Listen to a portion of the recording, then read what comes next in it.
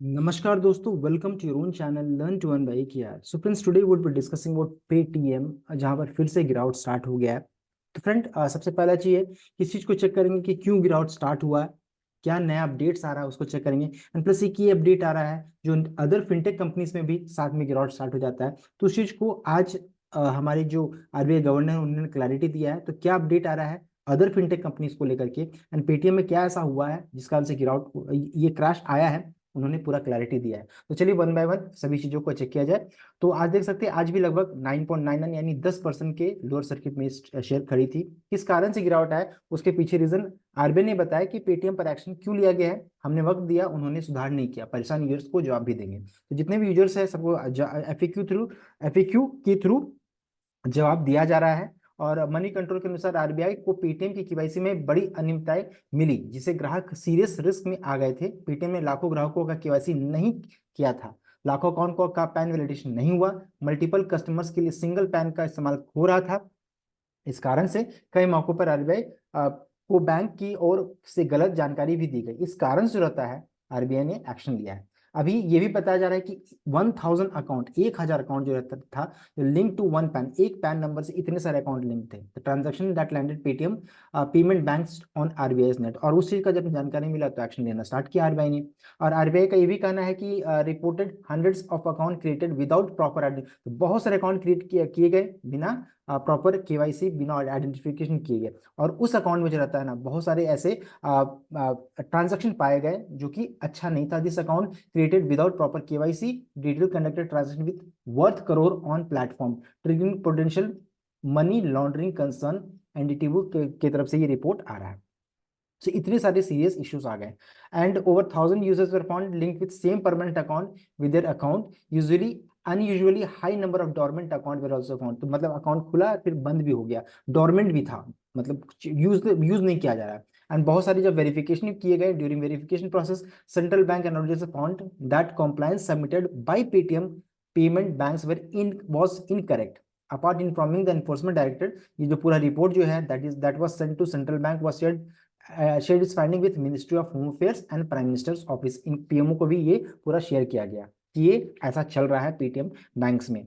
Furthermore, undisclosed major transaction with the group and linked parties have amplified regulatory concern। अब parties आप समझ सकते हैं किस पार्टीज का नाम लिया जा रहा है, उनके थ्रू लिंक भी पाया जा रहा है। इस कारण जो रहता है अब इनको बहुत ज्यादा इस कारण से रहता है पेटीएम को बहुत ज्यादा क्षति पहुंची है। तो यहाँ पर बहुत इंपॉर्टेंट चीज है linked parties. RBI also found governance issues specially in connection between Paytm banks, Paytm payment bank and it's parent company 197 communication limited.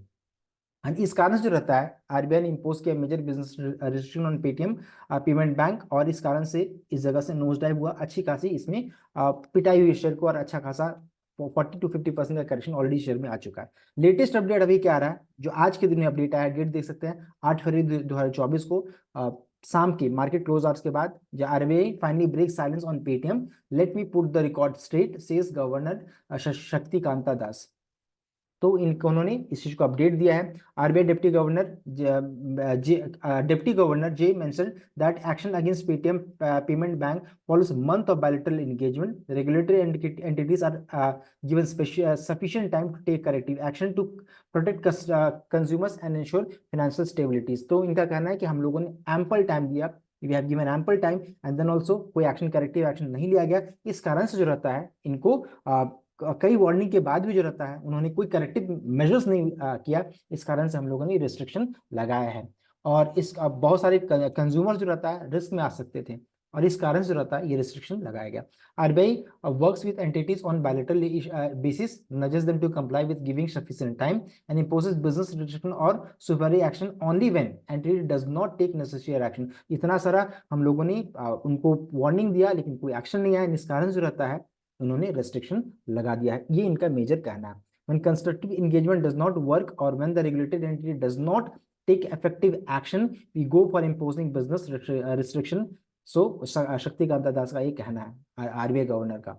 Adding that action are proportionate to gravity of situation. तो जो हम लोगों ने जो action लिया है वो proportionate है, बराबर है। ये जो सिचुएशन है बहुत ही ग्रेव सिचुएशन है, और इसलिए मैंने रेस्ट्रिक्शन लगाया है। और इसमें ये भी कहना है कि जो अदर फिनटेक इंडस्ट्री है वो भी साथ में गिर रहे हैं। तो उनका कहना है कि ऐसा कुछ नहीं है, there has been concern in certain section that move against payment Paytm may impact the entire fintech industry, negating such fear, RBI governor Shaktikanta Das said it was an issue with specific situation. सबके लिए नहीं है, ये specific situation है। हर एक fintech company का अपना अपना बिजनेस का तरीका है, इनका अलग है, और इस कारण से जो होता है इस शेयर में इफेक्ट करना चाहिए, ना कि जैसे फिनो पेमेंट बैंक भी साथ में गिरते चला जा रहा है।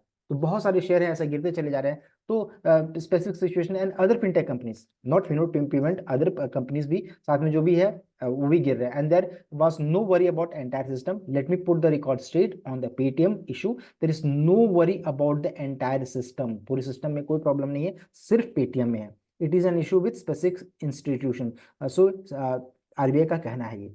सो ये था इंपॉर्टेंट अपडेट, आप देख सकते हैं। एंड चार्ट जो रहता है फिर से एक सपोर्ट है, उसी सपोर्ट के पास फिर से यहाँ पर पहुंच चुकी है। अब ये देखने वाली बात है कि जो जो पिछले बार का जो लो था वो टूटता है या नहीं टूटता है।